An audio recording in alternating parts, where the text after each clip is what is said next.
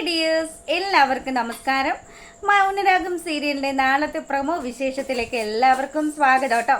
അങ്ങനെതാ നമ്മുടെ കിരൺ മനോഹറിനെ വിരട്ടി വിടുക. മനു ആണെങ്കിലോ എല്ലാം കിരൺ സാറ് പറയുന്നത് പോലെ തന്നെ ദേ അവിടെ വെച്ച് എന്തെങ്കിലും വിവരങ്ങൾ അറിഞ്ഞു കഴിഞ്ഞാൽ അത് അപ്പോൾ ഞാൻ സാറിനെ അറിയിച്ചോളാന്ന് പറഞ്ഞു മനു അവിടുന്ന് പോയി. അവൻ പോയതും ഇവനെ ഏറ്റവും വലിയ കുറുക്കനാണ്, എന്തായാലും ഇവനെ വിശ്വസിക്കാൻ പറ്റില്ല എന്ന് കിരൺ അവിടെ നിന്നിങ്ങനെ ചിന്തിക്കുക.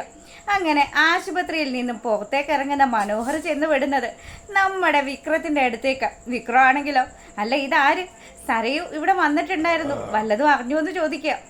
സരയു വന്നതും ഇവിടെ വന്ന പ്രശ്നങ്ങൾ ഉണ്ടാക്കിയതും എല്ലാം ഞാൻ അറിഞ്ഞു. കിരൺ അവളെ തല്ലിയ വിവരങ്ങളൊക്കെ ചോദിക്കാൻ വേണ്ടിയിട്ടാണ് ഞാൻ ഇങ്ങോട്ട് വന്നതെന്ന് കൂടി നമ്മുടെ മനോഹർ പറഞ്ഞു. ഇത് കേൾക്കുമ്പോഴാണെങ്കിൽ വിക്രം പറഞ്ഞു, അതെ സരയു ഞാനും ഒക്കെ വലിയ പ്രശ്നത്തിലാണ് ഇപ്പോൾ നിൽക്കുന്നത്. അറിയാലോ, ഇയാളോട് ഞാൻ പ്രത്യേകിച്ച് ഒന്നും പറയേണ്ട ആവശ്യമില്ലല്ലോ. അതെ, എനിക്ക് എല്ലാ കാര്യങ്ങളും അറിയാം. ഞാനും സരയും കൂടി ചേർന്ന് ചില പ്ലാനുകളൊക്കെ തയ്യാറാക്കിയിട്ടുണ്ടെന്ന് കൂടി വിക്രം പറഞ്ഞു. എന്താ നിങ്ങൾ മനസ്സിൽ കരുതിയിരിക്കുന്നത്? ഇപ്പതേ കണ്ടില്ലേ, കിരൺ നിസ്സാര ഒരു കാര്യത്തിന്റെ പേരില എൻ്റെ സരയുടെ കരണത്തടിച്ചത്. എന്തായാലും അതൊക്കെ എനിക്ക് സഹിക്കാൻ പറ്റുന്നതിനും അപ്പുറമാണ്. ഞാൻ എൻ്റെ മോളെ അത്രയും സ്നേഹിക്കുന്നുണ്ടെന്നൊക്കെ നമ്മുടെ മനു തട്ടി വിടുക. ഇത് കേട്ടതും അതൊക്കെ എനിക്കറിയാം. എന്തായാലും ദേ സരയുടെ ആഗ്രഹം പോലെ കല്യാണി എന്ന് പറയുന്നവളുടെ കണ്ണുനീര് കാണാനുള്ള കാഴ്ചകൾ അതിന് നമുക്ക് മുന്നിൽ അങ്ങ് നീണ്ടു നിവർന്ന് കിടക്കുക. എന്തായാലും ഞാനും സരയും കൂടി പ്ലാൻ ചെയ്തതുപോലെയാണ് കാര്യങ്ങൾ നടക്കുന്നതെങ്കിൽ ദേ വേറെ ലെവലായിരിക്കും. എന്ന് വെച്ചാൽ എന്താ നമ്മൾ ഉദ്ദേശിക്കുന്നതിലും അപ്പുറത്തെ കാര്യങ്ങളായിരിക്കും ഇനി അങ്ങോട്ട് നടക്കാൻ പോകുന്നതെന്ന് കൂടി പറഞ്ഞു. അതെ, നിങ്ങൾക്ക് എന്ത് സഹായം വേണമെങ്കിലും ഈ മനു ചെയ്തു തരുമെന്ന് മനോഹർ അവിടെ വെച്ച് വാക്ക് കൊടുക്കുക. അത് തന്നെ വേണ്ടത്. കിരണിനെ കല്യാണിയുടെ ജീവിതത്തിൽ നിന്ന് എന്നേക്കുമായിട്ട് കളയണം. അതിന് വേണ്ടിയിട്ടുള്ള ചില പ്ലാനുകളാണ് ഞങ്ങൾ തയ്യാറാക്കിയിരിക്കുന്നത്. എൻ്റെ കുറച്ച് ഫ്രണ്ട്സ് ഉണ്ട്, എല്ലാത്തിനും സഹായിക്കാമെന്ന് പറഞ്ഞിട്ടുമുണ്ട്. അവന്മാരും ഞാനും കൂടി ഒരു ദിവസം അവരുടെ വീട്ടിലങ്ങ് കയറും. അന്നത്തോടു കൂടി കിരണിൻ്റെ കാര്യത്തിനൊരു തീരുമാനമാകുമെന്ന് കൂടി നമ്മുടെ വിക്രം പറയുക.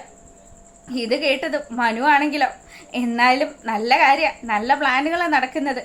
ഇവര് എന്തായാലും കിരണിൻ്റെ കാര്യത്തിനൊരു തീരുമാനമാക്കി കഴിഞ്ഞാൽ പിന്നെ വിക്രത്തിന് മനോഹറിനെ പേടിക്കാണ്ട് തന്നെ മുന്നോട്ട് പോവാമല്ലോ.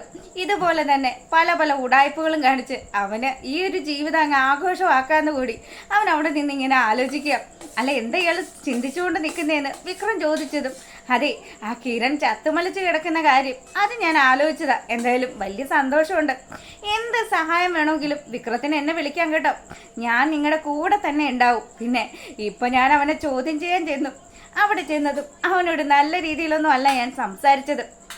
എൻ്റെ മോളുടെ ശരീരത്തെ നോവിച്ചിട്ട് അവൻ നല്ല രീതിയിൽ അങ്ങ് നിന്നിട്ട് പറ്റില്ലല്ലോ. എന്തായാലും അതൊന്നും ഞാൻ അംഗീകരിക്കുകയില്ല. അവന് കൊടുക്കേണ്ടത് കൊടുത്തിട്ടാണ് ഞാൻ അവിടെ നിന്ന് ഇറങ്ങിയെന്ന് കൂടി നമ്മുടെ മനു അങ്ങ് വെച്ച് കാച്ചുക. വിക്രമാണെങ്കിൽ ഇവൻ പറയുന്നത് മുഴുവൻ സത്യമാണെന്ന് വിചാരിച്ചുകൊണ്ട് അവിടെ അങ്ങനെ നിൽക്കുന്നു. പിന്നീടാണെങ്കിലോ നമ്മളെ കാണിക്കുന്നത് സരയുനെയാണ്. സരയു അങ്ങനെ ഓരോ കാര്യങ്ങൾ ചിന്തിച്ചും പെറുക്കിയൊക്കെ ഇങ്ങനെ നിൽക്കുക. ഈ സമയമാണെങ്കിൽ ശാരി വന്നിട്ട് ചോദിച്ചു, മോളെ നീ എന്തിനാ ആ താരയുടെ പിന്നാലെ അങ്ങനെ അലഞ്ഞു നടക്കുന്നത്?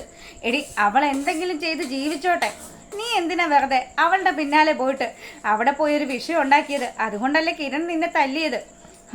അമ്മയോട് ഞാൻ പല ആവർത്തി പറഞ്ഞു, ആവശ്യമില്ലാത്ത സംസാരങ്ങൾ ഈ വീട്ടിലേക്ക് കൊണ്ടുവരണ്ടെന്ന്. എത്ര പറഞ്ഞാലും അമ്മയ്ക്ക് മനസ്സിലാകില്ലെന്ന് ചോദിച്ച് സരയുത ശാരിയുടെ മെക്കിട്ട് കയറാൻ തുടങ്ങി. ശാരിയാണെങ്കിലോ മോളെ നിനക്ക് എന്തെങ്കിലും സംഭവിച്ചാൽ പിന്നെ ഏറ്റവും അധികം വിഷമിക്കുന്നത് ഈ അമ്മ തന്നെ ആയിരിക്കും.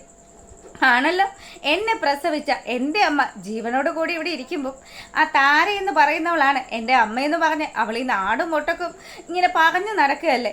എന്തായാലും അത് കേട്ടിട്ട് ചുമ്മാതിരിക്കാനൊന്നും എനിക്ക് പറ്റില്ല. അവളെ ഞാൻ അങ്ങ് വെറുതെ വിടാനും തീരുമാനിച്ചിട്ടില്ല. എത്ര നാളാണ് കിരണും കല്യാണിയൊക്കെ അവരുടെ ഇടതും വലതും നിന്ന് അവരെ സപ്പോർട്ട് ചെയ്യാമെന്ന് നോക്കാം. എന്തായാലും അതിനൊന്നും അധിക നാൾ താമസം ഉണ്ടാവില്ല.